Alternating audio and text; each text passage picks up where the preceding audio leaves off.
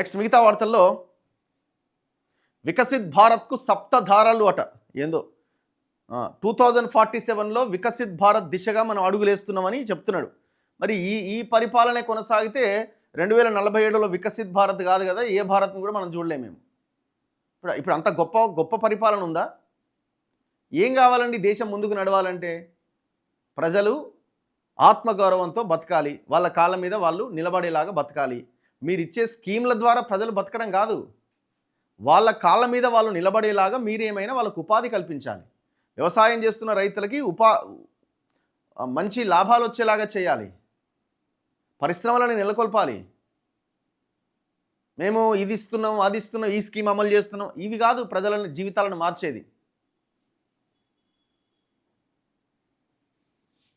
వికసిత్ భారత్కు సప్తధారలు: తయారీ, సాగు, టెక్నాలజీ, గతిశక్తి, రక్షణ, green blue economy, soft power.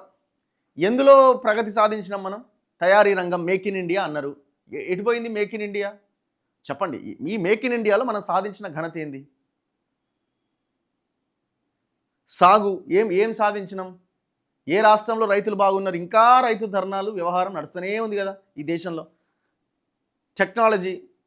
టెక్నాలజీలో ఎక్కడున్నాం?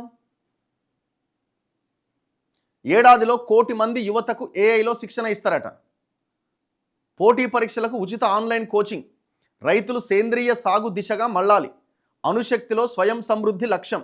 2047 నాటికి 100 గిగావాట్ల దిశగా చర్యలు. బాల క్రీడాకారులకు అంతర్జాతీయ స్థాయి శిక్షణ. రక్షణ సవాళ్ల నేపథ్యంలో స్వచ్ఛంద పౌర దళం. నక్సలైట్లను నిర్మూలించాం. మేధో నక్సల్స్ ఇంకా ఉన్నారు. 15 ఆగస్టు ప్రసంగంలో ప్రధాని మోదీ. అంటే అర్బన్ నక్సలైట్లు ఇంకా ఉన్నారు అనేది ఆయన చెప్తున్నాడు. అంటే వాళ్ళని కూడా ఏరేయాలి, మొత్తం ఖతం చేసేయాలి, ఇక మొత్తం ఇక అయిపోయింది. ఇప్పుడు నక్సలైట్లను తీసేసినారు. మొన్న తెలంగాణ డీజీపీ ప్రకటిస్తున్నాడు, నక్సలైట్లు ఉన్నప్పుడు ఈ గాంజా ఇవన్నీ రవాణా కొంచెం తగ్గి ఉండే, ఇప్పుడు వాళ్ళు లేకపోవడం వల్ల మొత్తం రవాణా ఇంకా భయంకరంగా పెరిగిపోయిందని చెప్తున్నాడు. దాని ఉద్దేశం ఏంది మరి? ఇప్పుడు వాళ్ళు పోయిర్రు, ఓకే, వాళ్ళని మొత్తం నిర్మూలించినామని చెప్తున్నారు కదా. వాళ్ళని మొత్తం నిర్మూలించినప్పుడు మరి దేశం ఏమన్నా వెలుగులు విరజింపుతున్నదా? ఇప్పుడు అడవిని ఓడి కాపాడాలా? అడవిలో ఉన్న ఆదివాసీలను ఓడి కాపాడాలా? మీరు అడవిని కాపాడడానికా లేకపోతే అడవిని మొత్తం లేపడానికా? చూడాలి, భవిష్యత్తులో కనబడుతుంది కదా రిజల్ట్ ఏందన్నది, మీరు దేనికోసం చేసిరన్నది.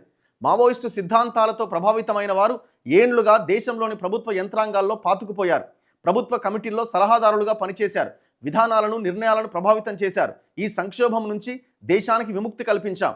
అడవుల్లో ఉన్న సాయుధ నక్సలైట్లను తుదముట్టించడంలో విజయం సాధించాం. అయితే మేధో నక్సల్స్, దిమాగీ నక్సల్స్ ఇంకా మిగిలే ఉన్నారు. వారిని గుర్తించి ఏకాకులను చేయాలి. అంటే ఎట్లా ఏకాకులను చేయాలి అంటే ఏంటి? అసలు అర్బన్ నక్సలైట్ అన్నది మీరన్న ఈ దిమాగీ నక్సల్స్, మేధో నక్సల్స్ అంటే ఏంది? అంటే మీరు మేధో సంపత్తి ఉన్న నక్సల్స్ అని అంటున్నారు. అంటే మేధో సంపత్తి అంటే ఏంది?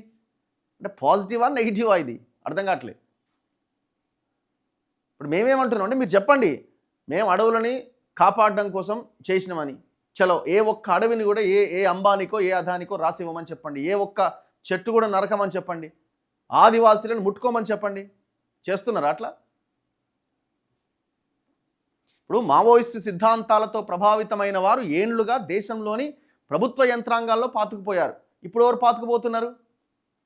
ఆ BCI council chairman Manan Kumar Mishra ఏం ఆర్డర్ ఇచ్చిండు? ఎవరాయన? ఏ పార్టీకి సంబంధించిన సింపథైజర్ ఆయన? ఇవాళ యూనివర్సిటీలో ఏం జరుగుతున్నది? యూనివర్సిటీలో ఎవరు పాతుకుపోతున్నారు? విద్యని కార్పొరేటీకరణతో పాటు ఏం చేస్తున్నారు? ఏం చొప్పిస్తున్నారు అందులోకి? సరే, అప్పుడేమో లెఫ్ట్ వాళ్ళు మావోయిస్ట్ భావజాలం ఉన్న వాళ్ళని ఎంటర్ చేశారు. మీరు ఇప్పుడు ఆర్ఎస్ఎస్ ఆ భావజాలం ఉన్న వాళ్ళని మీరు చొప్పిస్తున్నారు. అంతేనా? ఇక తేడా ఏమున్నది మరి? దేశం కోసం ఆలోచించే వాళ్ళు ఎవరు? ఇవన్నీ మాట్లాడితే అర్బన్ నక్సలైట్, ఇవన్నీ మాట్లాడితే దేశద్రోహి. అరే మీరేం చేసినారో చెప్పాలి కదా. 12 సంవత్సరాలుగా ఇగో మేము ప్రజలను ఇట్లా మార్చినాం, ప్రజల జీవితాల్లో జీవనం మెరుగైంది, వాళ్ళ జీవన ప్రమాణాలు పెరిగినాయి, వాళ్ళ చేతిలో డబ్బు వచ్చింది, ఆర్థికంగా వాళ్ళు నిలదొక్కున్నారు, ఉద్యోగాలు వచ్చినాయి, చెప్పండి కదా. మీరు అంత గొప్ప పని చేస్తే ఇంత పెద్ద మూమెంట్ ఎందుకు జరుగుతుంది? మీ ఎప్పుడైతే ఈ అహంకారం తలకెక్కుతుందో ఇక అది ఇట్లనే కొనసాగుతుంది, ఏదో ధరకు పొగులుతుంది. మేధో నక్సల్స్తో ముప్పున్నదట. సాయుధ నక్సలైట్లను అంతమొందించాం కానీ వీరు ఇంకా పొంచి ఉన్నారు. ఎర్రకోట వేదికగా ప్రధాని మోదీ హెచ్చరిక. అంటే ఎవరిని ఉద్దేశించి అంటున్నావు? ఇప్పుడు జెన్జీ యువత మొత్తం బయటకు వచ్చి కొట్లాడుతున్నది. మరి వాళ్ళంతా కూడా అర్బన్ నక్సలైట్లైనా, మీరు అంటున్న మేధో నక్సల్సేనా? చెప్పాలి ప్రధానమంత్రి. ఏం చేస్తావు? మొత్తం అందరిని షూట్ చేసి పడేస్తావా? అందరిని మొత్తం? ఎవరు మేధో నక్సల్స్? ఇప్పుడు ప్రశ్నించే ప్రతి ఒక్కరు మేధో నక్సల్సేనా? అసలు ఈ నక్సలైట్ ఎట్లా పుట్టిరు? ఎవరి వల్ల పుట్టిరు? మీ ప్రభుత్వాల వల్ల. అది ఎవడైనా కావచ్చు. ఇప్పుడు మాకు బీజేపీయా, కాంగ్రెసా, ఇంకోరా పక్కన పెట్టండి, అంతా ఒకే తాను ముక్కలే మీరంతా. మీకేం ఇప్పుడు కాంగ్రెస్ ఏమన్నా వస్తే ప్రశ్నించే వాళ్ళని ప్రశ్నించండి అంటదా? నీ లెక్కనే చేస్తుంది అది కూడా. ఇక్కడ చేయట్లే తెలంగాణలో. బీఆర్ఎస్ వస్తే ఏం చేసింది? కాంగ్రెస్ వస్తే ఏం చేస్తున్నది? మీరు కేంద్రంలో ఉన్న బీజేపీ వచ్చి ఏం చేసింది? మీరంతా ఒకటే. ఇక్కడ సిద్ధాంతం, ఐడియాలజీ ఏమీ లేదు మీకు ఎవరికి. ఓన్లీ దోపిడీ మీ ఐడియాలజీ, అధికారం మీ ఐడియాలజీ. సో కాబట్టి మేధో నక్సల్స్తో ముప్పు ఉందంటే ఎవరా మేధో నక్సల్స్? ప్రశ్నించే ప్రతి ఒక్కరు మేధో నక్సల్సేనా? మరి అట్లయితే జెన్జీ యువత మొత్తం ప్రశ్నిస్తున్నది, వాళ్ళంతా మేధో నక్సల్సా? మీరు ఏం చెప్పి అధికారంలోకి వచ్చారు? ఏం చేశారు చెప్పండి. దేశాన్ని ఏం బాగు చేశారు?